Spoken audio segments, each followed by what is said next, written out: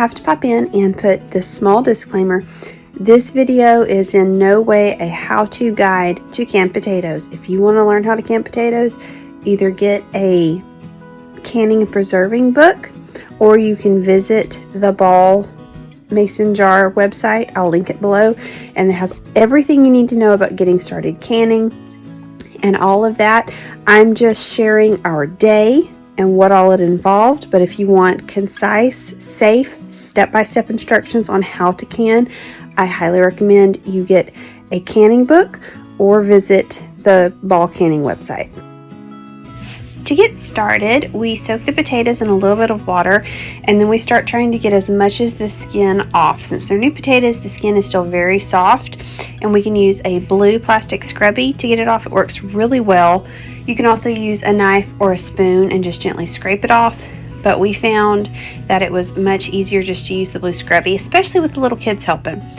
The red potatoes definitely skinned easier than the blue potatoes.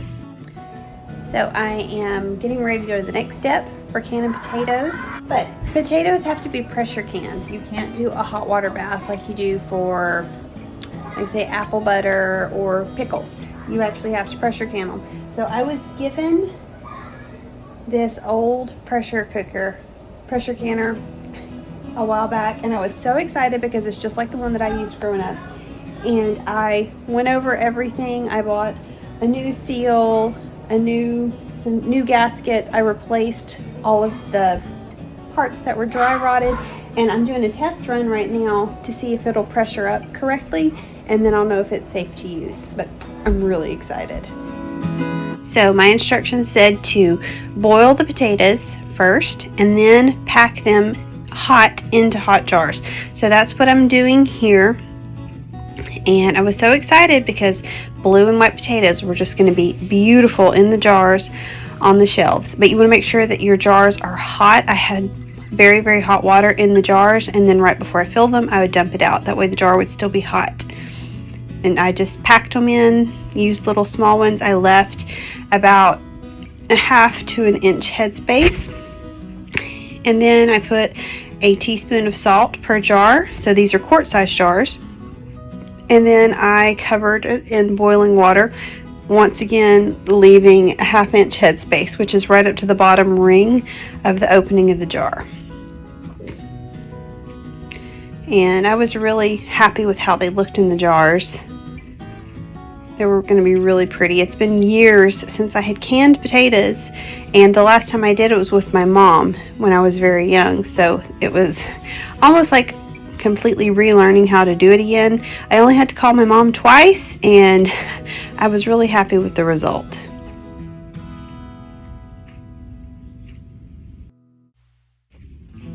So then I put my lids on. I checked each rim to make sure there was no particles of salt or anything like that, and screwed the lids on finger tight. And then I moved the jars into the pressure canner, and I used my jar lifter because I had just put boiling water in these jars, so it was pretty warm. They were pretty hot. And this is where I kept the pressure, right in between 10 and 11 pounds. I wasn't able to let it be exact, but that worked. And then here's what they look like fresh out of the canner. So potato canning day 2. We got the first canner load done yesterday, and I am tickled pink with how they turned out. The only thing that I'm disappointed about was I was really excited about having blue and white potatoes together in the same jar. There's blue and white potatoes together in this jar. You see, let's see, you can't really tell a difference. I mean, there's a slight color variation, but it is not what I was expecting it to be. But that's fine. Color doesn't affect the flavor or anything like that, and I'm pleased everything turned out well. And as far as I can tell, all 7 jars sealed. We are getting started, fixing to do it all over again today. My grandmother is actually coming to help me and the kids can potatoes today, so that's going to be fun.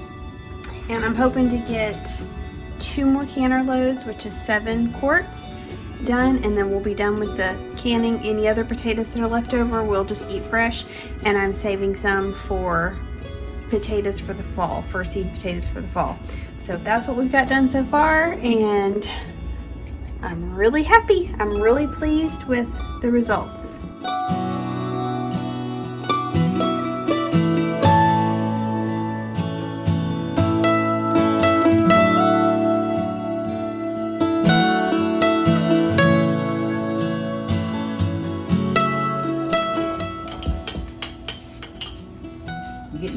with it.